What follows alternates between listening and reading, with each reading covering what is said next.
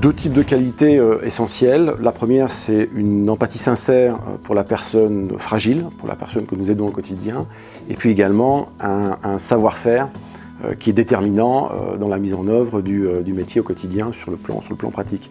En amont de cela, ce qui est encore plus essentiel, c'est le sourire qui éclaire le visage de l'intervenante devant la porte de l'usager, parce que c'est ce sourire qui démontre qu'elle est contente d'intervenir, que la mission lui correspond.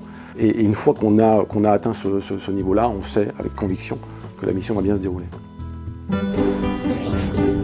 Difficile, je ne sais pas, mais c'est un métier exigeant par plusieurs aspects. Le premier est que c'est un métier qu'on exerce très souvent seul au domicile, au contraire d'établissements où on intervient aux côtés d'une équipe sur laquelle on peut s'appuyer en cas de besoin. Donc ça nécessite une certaine autonomie de la part de l'intervenant ou de l'intervenante. Contraignant également, puisque au quotidien, tout comme les infirmières libérales, on enchaîne entre 2 et 5 interventions auprès de personnes dans des lieux différents, et ce qu'il vente, qu'il pleuve ou qu'il neige, bien évidemment. Et puis, c'est un métier qui est très exigeant sur le plan humain, puisqu'on intervient auprès d'un public fragile, parfois dépendant, et la sécurité de l'usager auprès duquel on intervient et son bien-être dépendent entièrement de la qualité de votre intervention. Ça nécessite donc un certain sens des responsabilités.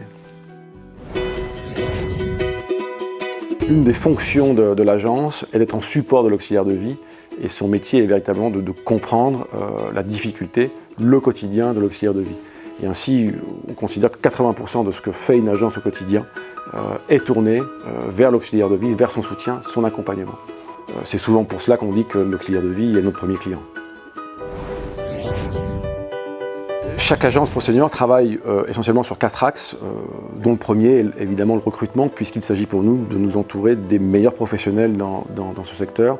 Ensuite, notre métier au quotidien, notre action au quotidien vise à accompagner l'auxiliaire de vie sur des missions qui lui correspondent, c'est-à-dire des missions qu'elle sait faire en premier lieu, des missions qu'elle aime faire, idéalement évidemment, et des missions sur lesquelles elle peut se déplacer sur le plan logistique, et des missions qui ne sont pas en conflit également avec sa vie personnelle, sa vie de maman, sa vie de famille, entre guillemets.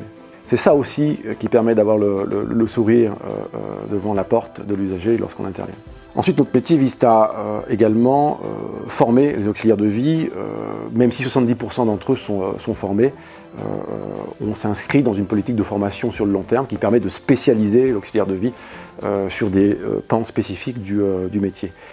Et puis au sens plus large, notre action vise également à valoriser le quotidien de l'auxiliaire de vie, puisque c'est un métier qui est assez peu valorisé par le grand public notamment. Et puis également, on les intègre à des groupes de parole réguliers qui permettent aux auxiliaires de vie d'échanger sur les pratiques du métier, sur leurs difficultés, et surtout de se retrouver en collectif. 2 types de conseils. Le premier est de faire un choix pour ce métier, et un choix réfléchi, parce que ce n'est pas un métier qu'on peut faire à moitié. C'est un métier qui doit correspondre véritablement à un équilibre de vie. Le second est de se former, et de se former dans la durée, parce que le métier se professionnalise, et ce métier appartiendra probablement demain à ceux qui se forment aujourd'hui.